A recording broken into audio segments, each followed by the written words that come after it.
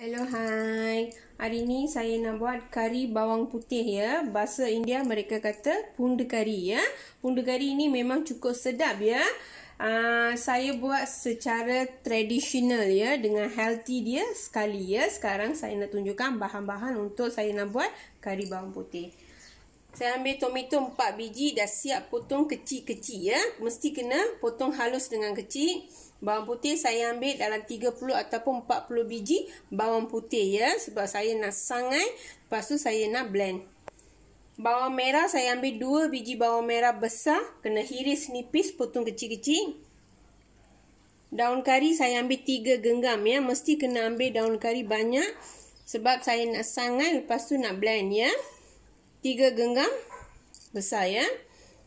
Air asam jawa saya ambil dalam 200 ml. Mesti kena air asam jawa banyak sikit ya. Saya ambil asam jawa tanpa biji ya. Kalau tak ada, boleh ambil asam jawa biasa.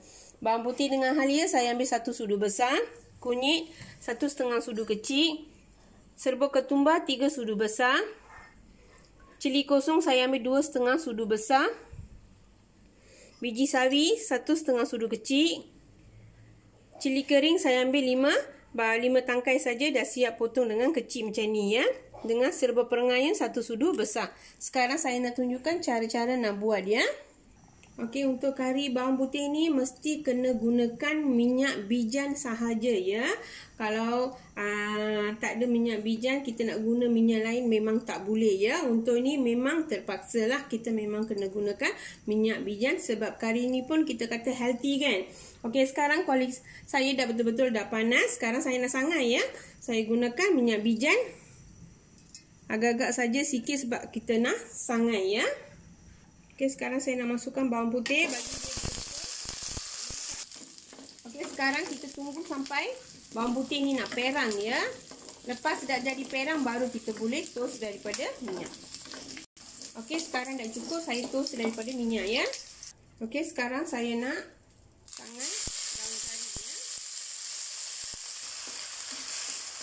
Okey, sekarang kita sangai sampai 1 minit ataupun 2 minit ya. Okey, sekarang dah cukup saya toast daripada minyak ya. Okey, sekarang saya nak tumis ya. Tuang minyak agak-agak saja. Tunggu sampai minyak ni betul-betul nak panas. Sekarang saya masukkan biji sawi. Tunggu biji sawi ni nak masak ya. Okey, sekarang saya masukkan cili kering. Lepas dah masuk cili kering, kita lepas dah gaul, terus masukkan bawang. Bawang ni tunggu sampai betul-betul nak perang ya. Nak jadi betul-betul perang, baru saya boleh masukkan bahan lain ya. Sementara tu saya nak kisarkan bawang putih dengan daun kari. Okey, sekarang saya nak kisar ya bawang putih. Sebelum kisar tu kita ambil dalam 5 ataupun 10 biji, simpan dulu ya. Last kali kita boleh masuk ya.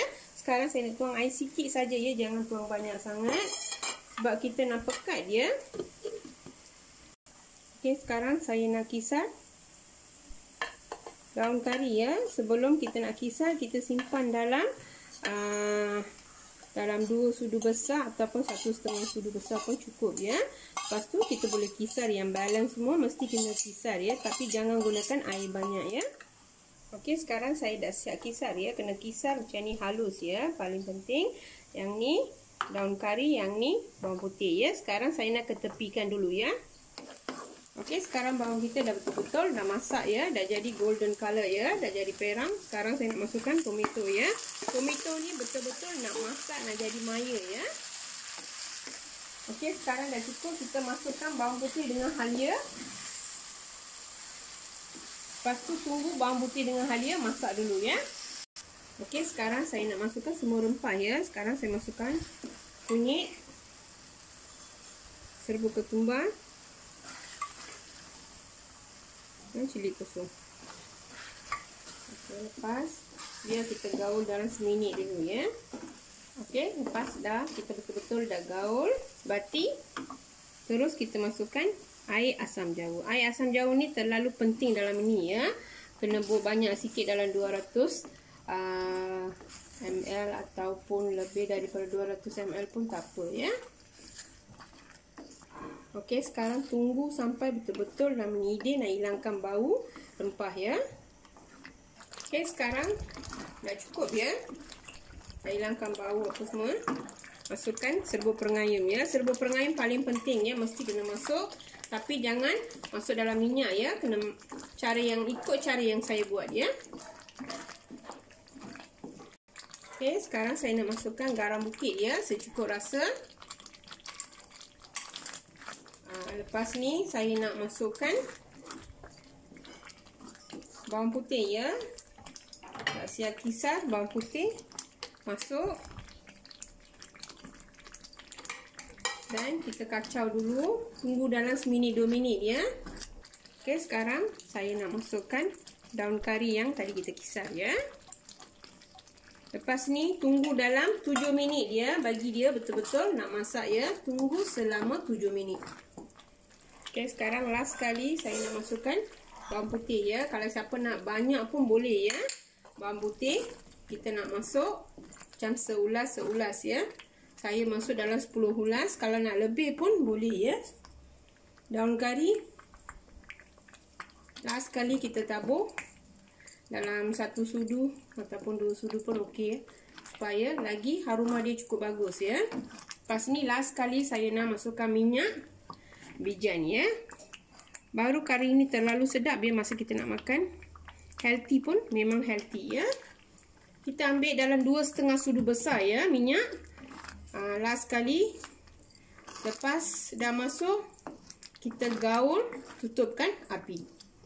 Okey, sekarang dah siap ya. Kari bawang putih ni memang cukup healthy dengan sedap, memang terlalu sedap ya. Yang ni boleh simpan selama 10 hari ya dalam peti sejuk. Lepas tu kita panas boleh makan ya. Yang ni memang tak basi ya.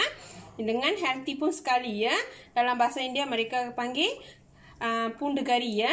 Okey, yang ni boleh cuba dekat rumah ya. Selamat bercuba.